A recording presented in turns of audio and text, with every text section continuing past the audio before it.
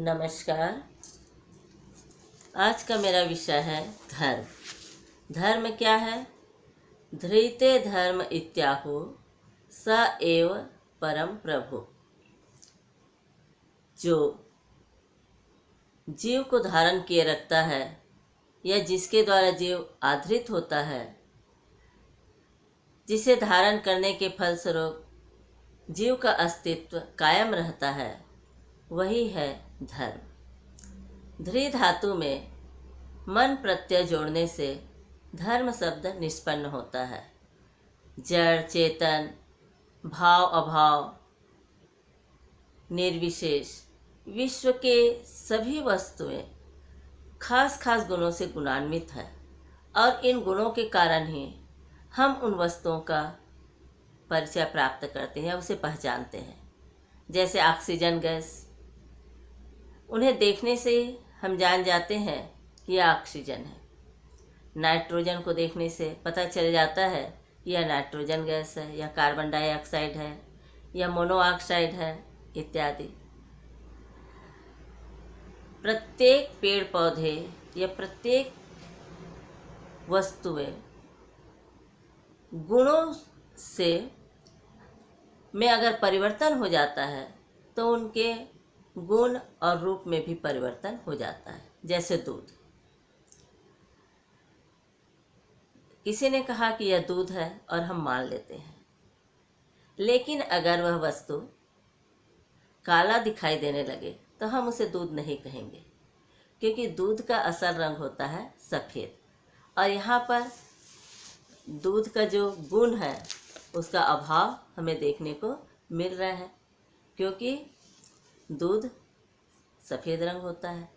उसी तरह से चीनी मीठी होती है, और अगर लोग कहता है कि यह चीनी है तो हम उसे मान लेते हैं, लेकिन अगर उस वस्तु कड़वा लगे तो हम उसे चीनी नहीं कहेंगे।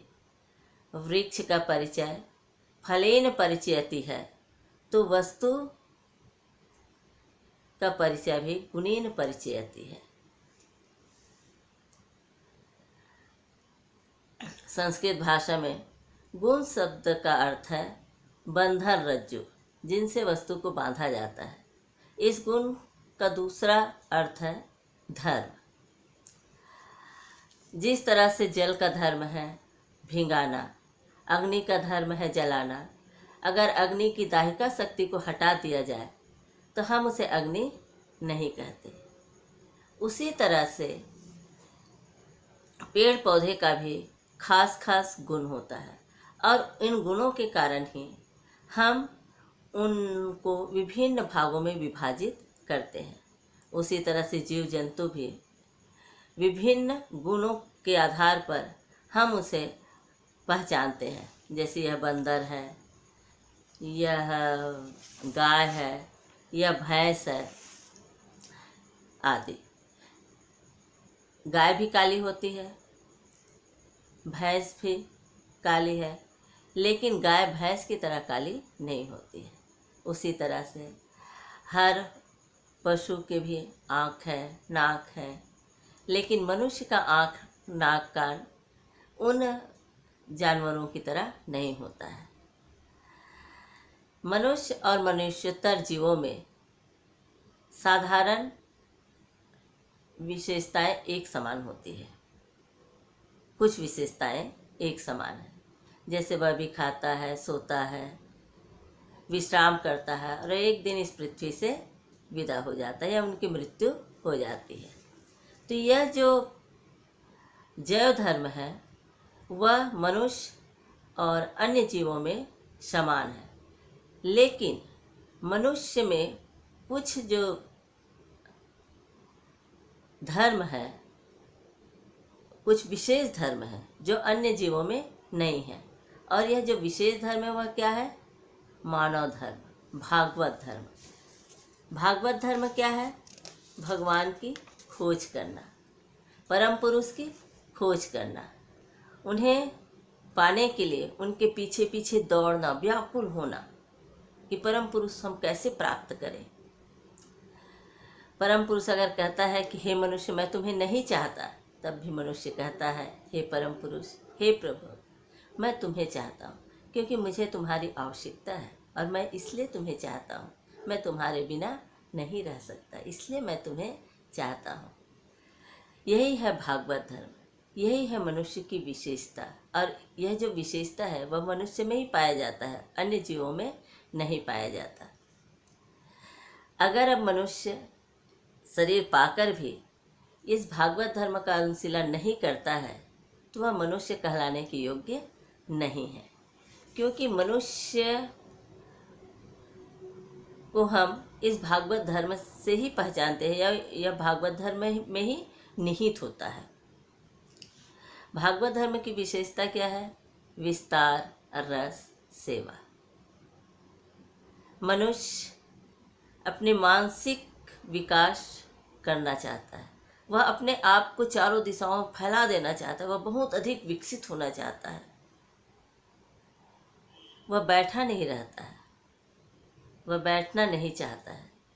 और यह जो ऐशना है, यही मनुष्य का साधारण गुण है, स्वाभाविक चीज है।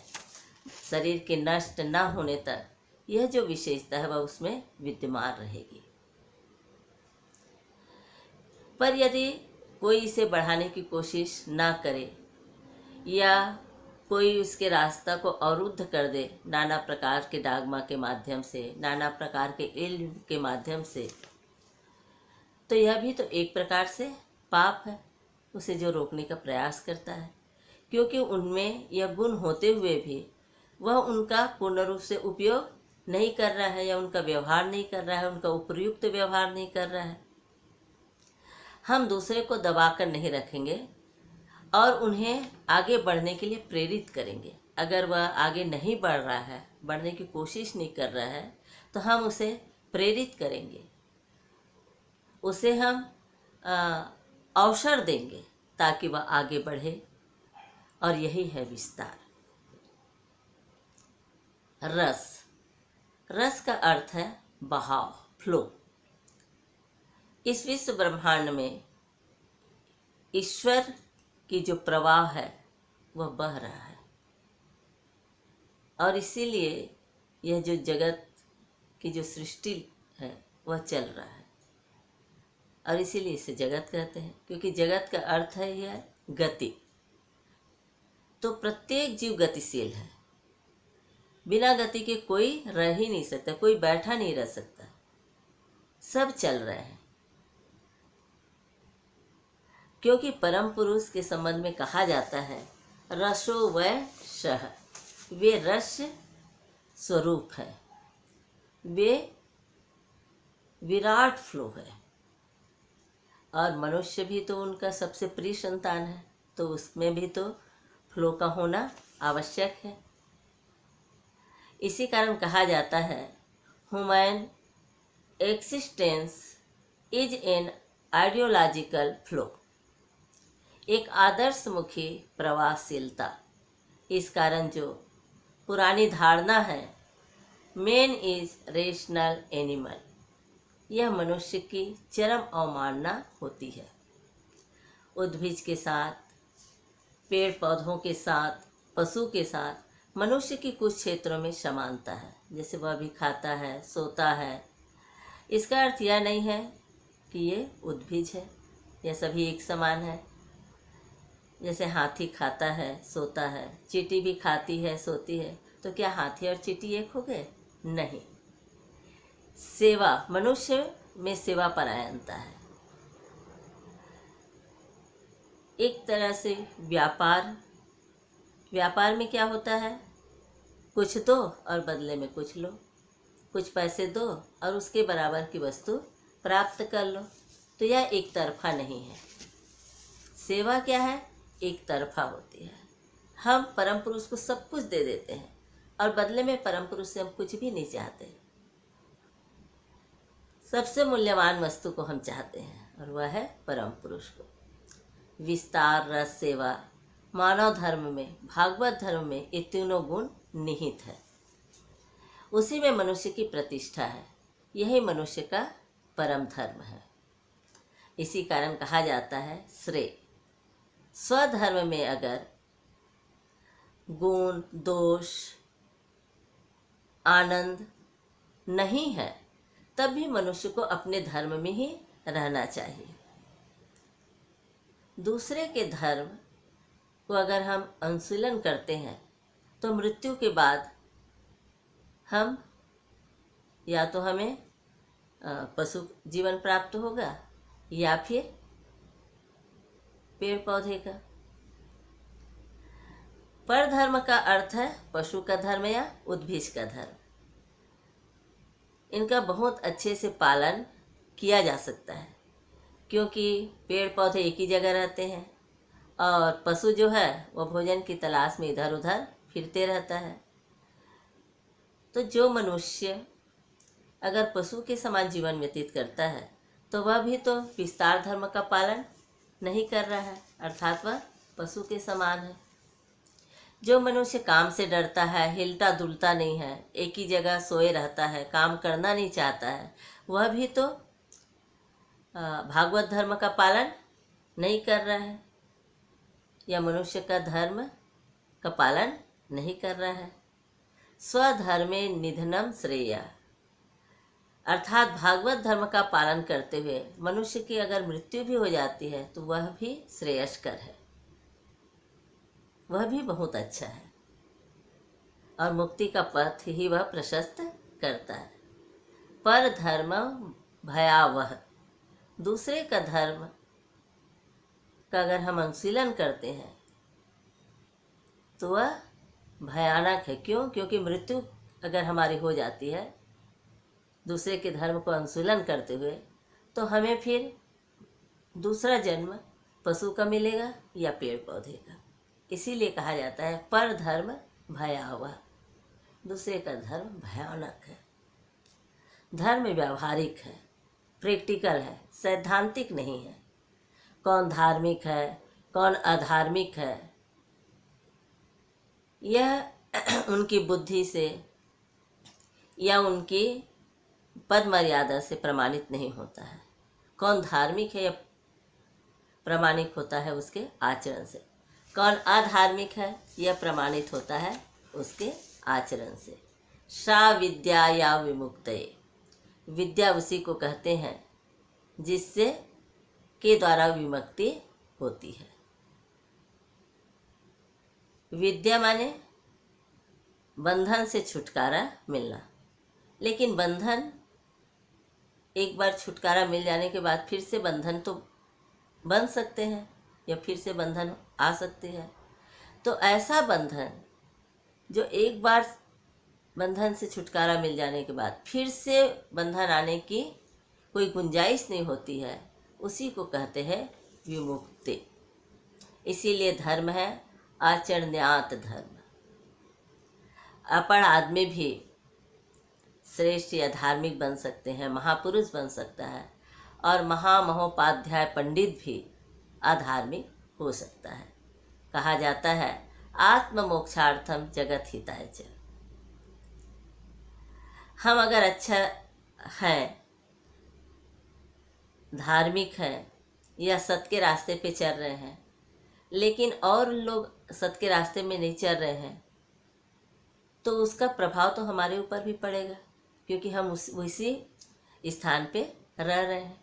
इसलिए हमें खुद को भी धार्मिक बनाना है और अपने आसपास जो रहने वाले लोग हैं उसे भी धार्मिक बनाना है। अगर हम अच्छे से रह रहे हैं तो उस जो वातावरण है उसे भी अच्छा बनाना है, नहीं तो उसका जो बुरा प्रभाव है वह हम सब पर भी पड़ेगा।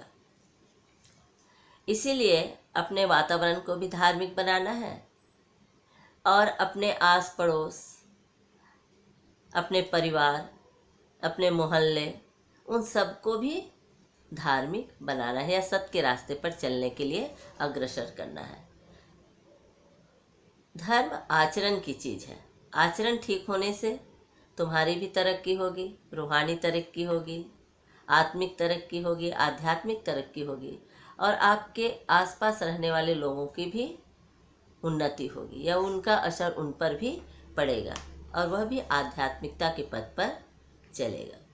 यही मनुष्य जीवन का ध्येय है, मनुष्य का कर्तव्य है। धर्मो रक्षति रक्षता, धर्म जिसकी रक्षा करता है, जो धर्म की रक्षा करता है, धर्म भी उसकी रक्षा करता है। यह परीक्षित सत्य है, इसे कोई नकार नहीं सकता। कभी कभी दुर्गम परिस्थिति आने पर कई लोग गलत रास्ते पे चले जाते हैं, तो सामयिक या थोड़ी सी लाभ के लिए भी मनुष्य को अपने धर्म का पालन को नहीं छोड़ना है। अपने भागवत धर्म, अपने विस्तार, रस, सेवा, इसको ध्यान में रखते हुए ही हमें काम करना है और दूसरों को भी इस पर चलने के लिए प्रेरित करना है। यतो धर्म ततो जया। हमें अपने धर्म का हमेशा पालन करते हुए अगर चलते हैं तो उनका जय होना सुनिश्चित है।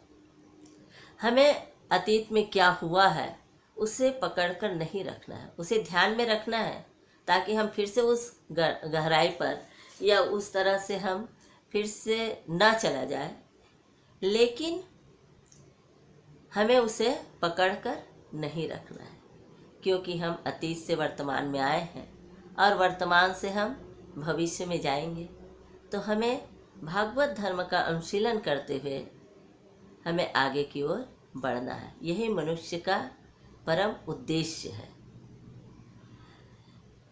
हमारे गुरु श्री श्री आनंद मूर्ति जी कहते हैं, यह उनका एक प्रभात संगीत है, धर्मो आमार साथी, धर्मो आमारी प्राण, परम पुरुष के मानी, आमी जे ताहारी दान, धर्मो आमारी प्राण। और इससे यह स्पष्ट होता है कि धर्म ही हमारा प्राण है, धर्म ही हमारा जीवन है। और धर्म का अनुशीलन करते हुए या उनका दान करते हुए, लोगों को बताते हुए हमें आगे की ओर बढ़ना है।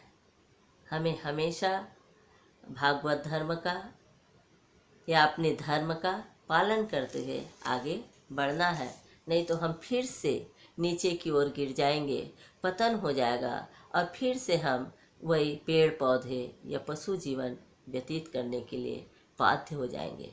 अतः हमें अपने भागवत धर्म का अनुशीलन करते हुए आगे बढ़ना है। नमस्कार।